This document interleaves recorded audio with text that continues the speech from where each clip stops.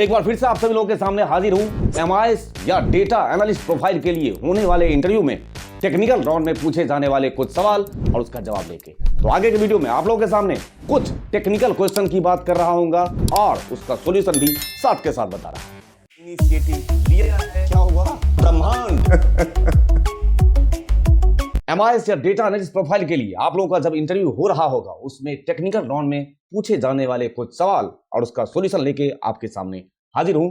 उसी बात से आप लोगों का सामना कराऊंगा, जिसमें अगर आप टेक्निकल राउंड में बैठे हुए हैं और सामने वाला सवाल पूछ रहा है, इसलिए मैंने बोला था कि टेक्निकल राउंड उतना ही इंपॉर्टेंट रोल प्ले करेगा जितना आपका मशीन राउंड। मतलब आपका प्रैक्टिकल जितना एक्सपोजर होना चाहिए उतना ही आपका कॉन्सेप्चुअल लर्निंग होना चाहिए, मतलब वर्बल स्किल्स भी उतना ही इंपॉर्टेंट रोल प्ले कर रहा है। तो आप लोगों के सामने पहला सवाल जो मैं डाल रहा हूं, अगर एमआईएस प्रोफाइल है तो पहला जब भी सामने वाले इंटरव्यूअर का मुंह खुलेगा ना तो दर्शन होगा वी लुकअप से।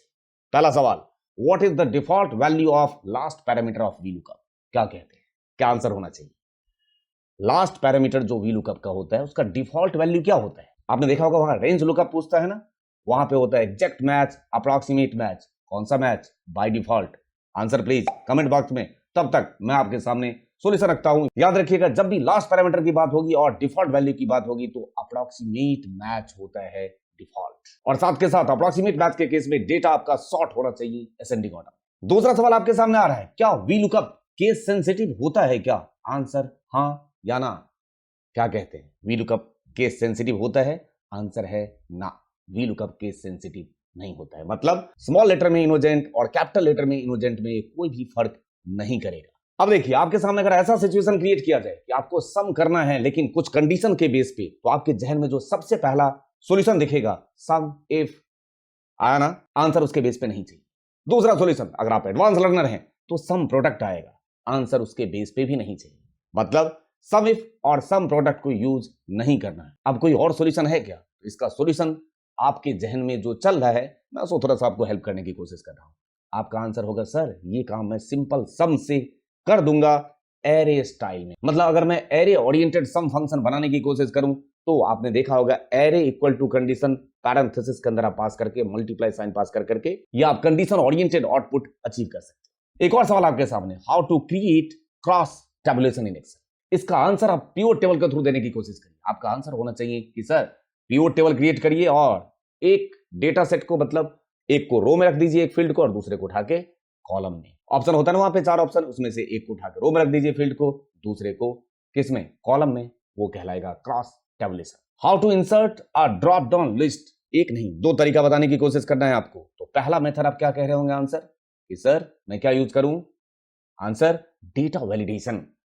मैं डेटा वैलिडेशन में लिस्ट का ऑप्शन दिया गया है ड्रॉप डाउन लिस्ट बनाने के लिए। और दूसरा कॉम्बो बॉक्स, याद करिए डेवलपर टैब के अंदर मिल जाएगा, जहां पे आप कॉम्बो बॉक्स भी वो ड्रॉप डाउन की तरह ही बिहेव करता है, बट ये जो आपका डेटा वैलिडेशन वाला लिस्ट होता है उससे ज्यादा बेहतर होता है, क्योंकि वो डायनामिक लिस्ट क्रिएशन उसके थ्रू आप कर सकते हैं। अब इन कुछ एक्सेल के क्वेश्चन के बाद अगर आपने डेटा एनालिस्ट प्रोफाइल के लिए इंटरव्यू देने के लिए बैठे हैं तो सिक्वल से क्वेश्चन ना आए ऐसा हो नहीं सकता। तो कुछ सवाल आपके सामने एसक्यूएल से भी। पहला, हाउ टू सबसेट और filter data in a SQL. अगर आपको सिक्वल में डेटा को फिल्टर करना है तो फिल्टर करने के लिए क्या यूज करेंगे? आपको वेयर क्लॉज का यूज करना होगा। जैसे select star from employee, employee का नाम है ना, where salary is greater than 50,000, ऐसा कुछ जब आप रोल करते हैं तो we can use where clause to subset और फिल्टर डेटा इन सिक्वल। आ रही बात समझ में? इस तरीके से select star from product where sales amount is greater than 500, ये क्या हो गया? आपने डेटा को फिल्टर किया वो जिसका अमाउंट 500 से ज्यादा है। ये आपने एक छोटा सा क्वेरी सामने वाले को लिख के दिखा दिया। और अब कुछ क्वेश्चन कंपैरिजन ओरिएंटेड, जैसे कि मैं कंपैरिजन करना चाहता हूं वेयर एंड हैविंग क्लॉज के बीच में। तो वेयर क्लॉज और हैविंग क्लॉज के बीच में जो डिफरेंस है वो ये कि ये जो हैविंग क्लॉज है it comes into effect when group by is used. जब आप ग्रुप बाय का यूज करेंगे तो आपका दर्शन किससे होगा? हैविंग क्लॉज से। It runs after group by so it filters grouping variable. ये हम बात कर रहे हैं having clause. But where clause की बात कर रहे होंगे तो वेयर क्लॉज जो है it runs prior to group by, है ना, clause, so it does not filter और ग्रुपिंग वेरिएबल। मतलब वेयर तो पहले ही चल जाता है तो वहां पे ग्रुपिंग तक तो पहुंचा ही नहीं, बट हैविंग ग्रुप बाय के बाद की बात कर रहा हूं। ऐसे ही अगर आप इंटरव्यू दे रहे हैं और एसक्यूएल में ज्वाइन से क्वेश्चन ना आए, ऐसा कभी हो सकता है, तो कुछ सवाल ज्वाइन से, फुल ज्वाइन और क्रॉस ज्वाइन में फर्क।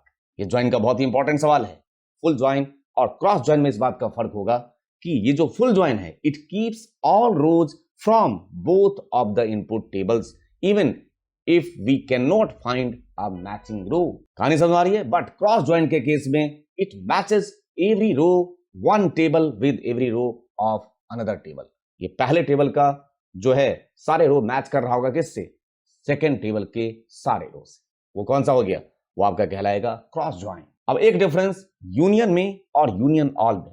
अगर मैं दोनों की बात करूं, यूनियन चाहे या union all, it is use to join your tables. That means क्या दो टेबल को अगर आपको ज्वाइन करना है तो क्या कर रहे होंगे हम यूज? यूनियन या यूनियन ऑल। जिसमें से सबसे मेन जो डिफरेंस है वो डिफरेंस ये है कि यूनियन जो है ना, जब आप यूनियन सिर्फ यूज करेंगे इट रिमूव्स डुप्लीकेट रिकॉर्ड्स।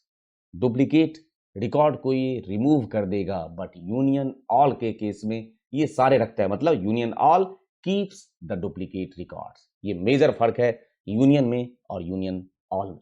एक और इंपॉर्टेंट सवाल जो आपको अक्सर देखने को मिलेगा और वो ये है कि identify not highest second highest value. अगर आपको सेकंड हाईएस्ट वैल्यू को आइडेंटिफाई करना है उसका सिंटेक्स आपके सामने। ये रहा क्वेरी। सॉल्यूशन ये है कि सेलेक्ट मैक्सिमम वैल्यू, सैलरी में से निकालना है फ्रॉम एम्प्लॉय टेबल, टेबल का नाम, where salary is less than. अब आप देख लीजिए यहां पे जो टॉप वैल्यू है उससे छोटा वैल्यू निकालना है तो less than, select max salary from employ. ये आपको हाईएस्ट नहीं, ये आपको सेकंड हाईएस्ट वैल्यू एक्सट्रैक्ट करके आपके सामने रख देगा। और ये बहुत इंपॉर्टेंट, मतलब ये कॉमन सवाल में से एक है, हाउ टू फाइंड आउट और how to identify the maximum value. तो इस तरीके से आप लोगों के सामने एक्सेल या सिक्वल का जो टेक्निकल क्वेश्चन मैंने रखने की कोशिश की, साथ के साथ आपको डैशबोर्ड से रिलेटेड क्वेश्चंस पूछा जा सकता है। इनिशियल राउंड की बात कर रहा हूं जिसमें आपको पूछा जा सकता है कि डैशबोर्ड अगर आपने बनाए हैं, इंडिविजुअली अगर आपने हैंडल किया है तो प्रोसेस कैसा था, आपका डेटा क्लीनिंग स्टेज से लेके सारे इंप्लीमेंटेशन और कंप्लीट ब्लूप्रिंट आपको उनके सामने रखना होगा कि आपने अगर उस डैशबोर्ड को इंडिविजुअली हैंडल किया है तो क्या क्या स्टेप्स आपने फॉलो किया, साथ ही उसको डेवलप करते टाइम आपने क्या क्या प्रॉब्लम फेस किया होगा। तो अगर आप सामने वाले को यकीन दिला देते हो कि हाँ वो डैशबोर्ड मैंने खुद से